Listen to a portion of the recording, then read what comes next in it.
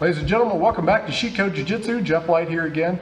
Still working our Kesa Gatame submissions. Today I've got one that's a transition. We're going to be transitioning into sort of an arm triangle choke.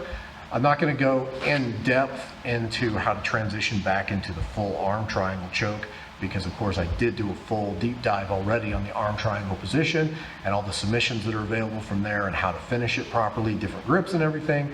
There will be a link in the description, probably a link at the end on the cards to that deep dive. If you have not watched it yet, go do so. But specifically, I do want to show today a way that we can transition not only back to the arm triangle choke itself, but also there's kind of a neat little arm triangle choke variant that is really quick and easy to get into from this specific position. I didn't cover it on my arm triangle deep dive just because it does not normally fit in very well to how I do my arm triangle chokes, but it's super easy to get to it from the Kesa Gatame position if you're setting this up properly and they're reacting in a particular way to it. So really fun move, really effective, and I love arm triangle chokes. So if my Kesa Gatame is out working out, he gives me the opportunity to transition back to an arm triangle. I'm going to take it every time and tap him out, so stay tuned. Okay, so we set back up our Kesa Gatame position. I'm going under the head, lifting, pulling this all up, lift, 12 o'clock leg, wrap in around, keep a good tight pull here. This leg goes to 9 o'clock. So again, if he's got his arm wrapped around for body lock or something like that, looking to pick me up and roll me over, we've got our counters for that. We've got our ways that we can go. Where this is going to come from is usually when people are trying to hit the counter where they get your leg up or you get their head up and then they bring the leg over top. I can hit this most easy from there. But even if they're not specifically trying this, where I look for this is when he takes the trapped arm and he puts it up here to post. That's where it becomes the easiest to do this, because I need to get this arm all the way across rather than out here. And especially if he's still down here, there's no way you're gonna just dig this out and push it across. It's a waste of time. Work your other submissions at that point. When he brings it up and goes here, that's where it comes, because his energy's already going that way. Okay, so what I'm gonna do is I'm gonna take a C-clamp and I'm looking for the back of his elbow, and what I'm gonna do is I'm just gonna pop it and take it across. Now at this point, you can see how deep we are already in arm triangle choke. If I can avoid headbutting Chris, that'd be great. I drop my head down here and then go back and watch the arm triangle breakdown. We're actually pretty close to one of the finishes that I like to use there.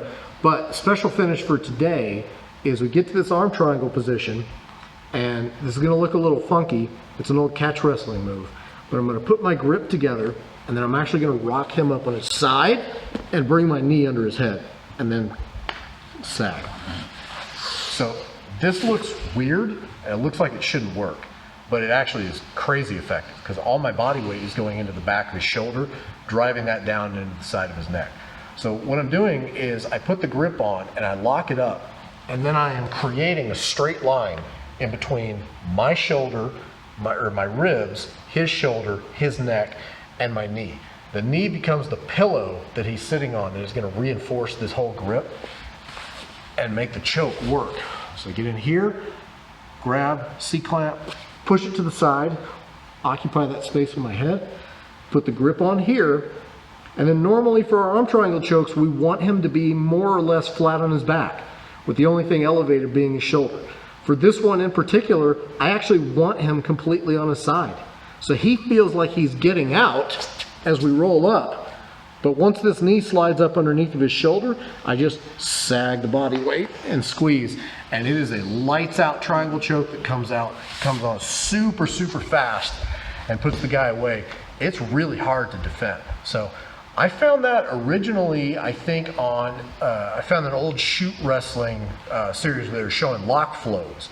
I'll try to put a link to it in the description if I can track that down again. It's really interesting. A lot of the submissions that they do in that are kind of loose, and you probably wouldn't want to do them exactly the way that they're done in the lock flow video. But if you understand what the submissions are and how to chain them back and forth, you can actually take the moves that you find in that and apply them to different transitions that you can hit off the submissions. This is where I found it. Found it like 8-9 years ago. Been working on this periodically. It's actually one of my favorite transitions now from Kesa Gatame. And so it works out to be a really nice choke that a lot of people don't see coming. He makes the mistake of framing, C-clamp right behind the elbow, push it across, occupy the space, grip, roll up, and then crush and squeeze. Nifty little arm triangle choke. Throw that one into your game and see how much your training partners continue to hate you. So if you like the video, make sure you hit the like button. Really helps me out a lot. Subscribe to the channel. Turn on notifications so you get a notification every time we upload a new video. And we'll see you guys in the next one. Thanks.